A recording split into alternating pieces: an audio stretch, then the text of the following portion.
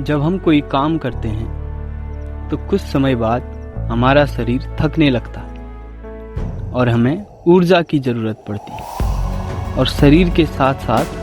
हमारा दिमाग भी थकने लगता है और हमें शारीरिक और मानसिक तौर पे ऊर्जा की ज़रूरत पड़ती है, क्योंकि हमारा दिमाग भी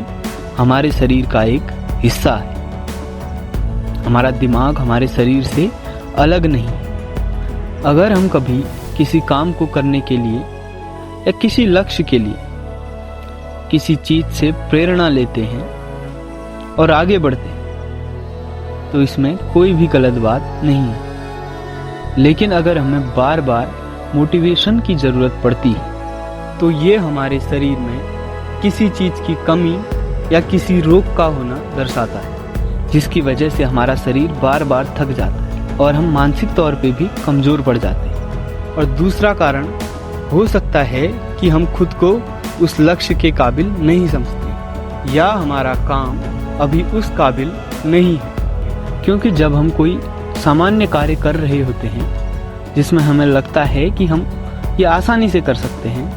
तब हमें किसी भी प्रेरणा की या मोटिवेशन की आवश्यकता नहीं होती है। लेकिन अगर हम काम किसी ऐसे लक्ष्य पे करते हैं जहाँ पर हम खुद को उसके काबिल नहीं पाते हैं, तब हमें बार बार मोटिवेशन की आवश्यकता पड़ती है। तो इस स्थिति में हमें काम अपनी काबिलियत पे करना चाहिए ताकि हमें खुद पे कोई भी संदेह ना रहे और हमें बार बार मोटिवेशन की आवश्यकता ना पड़े।